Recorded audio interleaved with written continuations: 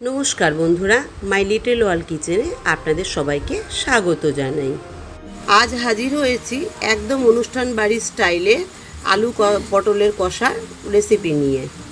একবার আমার মতন এভাবে বানিয়ে দেখুন, খেতে কিন্তু সত্যিই খুব অসাধারণ হয়।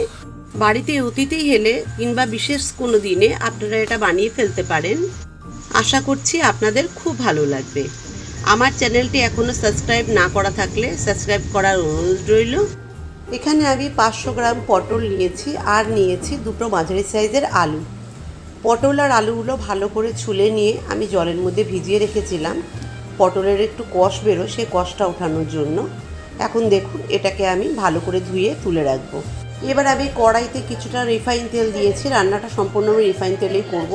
এই তেলের মধ্যে এখন আমি দিয়ে দেবো হাফ টিস্পুনের মতো লবণ, হাফ টিস্পুনের মতন হলুদ গুঁড়ো।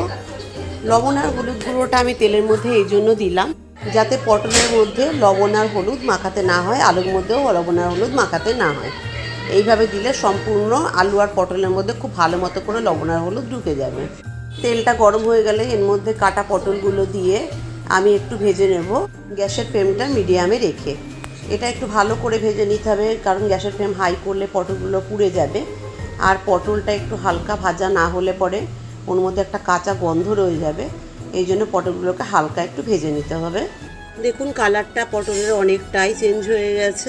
এভাবেই আরও 2-3 মিনিট নাড়াবো। 2-3 মিনিট নাড়াবার পর দেখুন ঠিক এই কালারে পরিণত হয়েছে। এবার আমি পটলটাকে ভাজা হয়ে গেছে, কাঁচা গন্ধটা বেরিয়ে গেছে। এবারে পটলটাকে আমি নামিয়ে ফেলবো।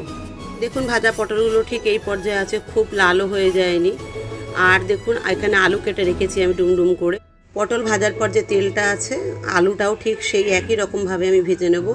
এতেও আমি লবণ আর হলুদ দেবো না, কারণ তেলে লবণ আর হলুদ দুটোই দেওয়া আছে। আমি ঠিক একইভাবে একটু হালকা লালচে লালচে করে একটু নরম করে ভেজে নেব, গ্যাসের ফ্লেমটা মিডিয়ামে রেখে। আলুটা ভাজা হতে হতে এখানে মশলা করে নেব। আমি এখানে টমেটো নিয়েছি একটা বড়, পেঁয়াজ নিয়েছি একটা বড়, 1 ইঞ্চির মতো আদা নিয়েছি, আর রসুন নিয়েছি 7 থেকে 8টা কোয়া।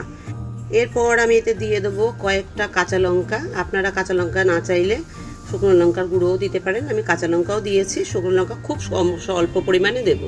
পটল আলু ভাজার পর যে তেলটা বাকি ছিল সেই তেলটার মধ্যে আমি ফোড়নে দিয়ে দেবো 2 তেজপাতা, 2 টুকরো দারচিনি, 2 টুকরো লবঙ্গ আর 2 এলাচ, গোটা এলাচ।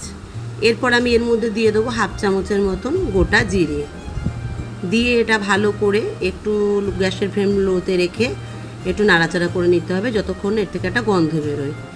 এরপর আমি এতে দিয়ে দিচ্ছি কেটে রাখা পেঁয়াজ, কুচিয়ে নিয়েছিলাম। আর একটা খুব ছোট পেঁয়াজ দিয়েছি, কারণ আমি পেঁয়াজ বেটে দিয়েছি, সেই জন্য আমি কাজতে বেশি দিইনি। এরপর এটা যখন একটু হালকা লালচে লালচে ভাব হয়ে যাবে তখন আমি এতে দিয়ে দেবো পেস্ট করে রাখা সমস্ত মশলা। দেখুন, আমি পুরো মশলাটাই এর মধ্যে দিয়ে দিলাম। এতে পেঁয়াজও আছে, তাই আমি পেঁয়াজ কোচানোটা অল্পই দিয়েছি।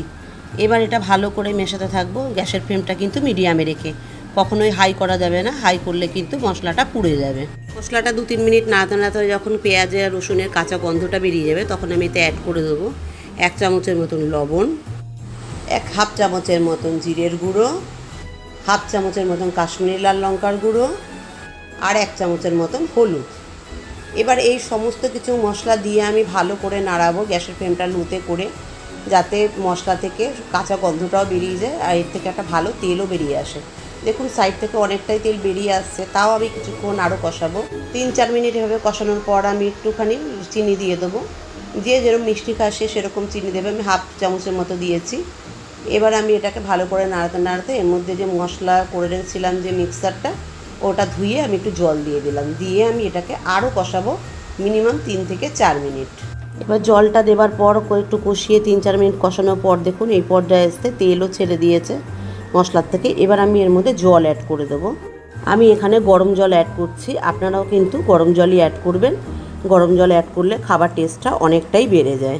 জলটা অ্যাড করার পর জলটা ফুটে উঠে হচ্ছে ঝোলটা। এবার আমি দিয়ে দেবো এর মধ্যে ভেজে রাখা আলুটা দেবার পর একটু নাড়াচাড়া করে এবং হতে দেবো মিনিমাম 5 থেকে 7 মিনিট।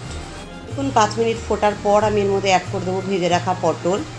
আমি কিন্তু অনেকটাই আলু সেদ্ধ হয়ে গেছে, এমনি ভাজার সময় অনেকটা সেদ্ধ হয়ে গেছিলো, এখন আরও হয়ে গেছে। এবার আমি আর খুব বেশি ফোটাবো না, কারণ পটলটাও ভেজে নরম হয়ে গেছে। 2 থেকে 3 মিনিট আমি আর ফোটাবো। দেখুন, আলুগুলো সেদ্ধ হয়ে গেছে, আমি দেখাচ্ছি আপনাদের। আলু অনেকটাই সেদ্ধ হয়ে গেছে, পুরোটাই বলতে গেলে সেদ্ধ হয়ে গেছে। এবার এটা আর বেশিক্ষণ করব।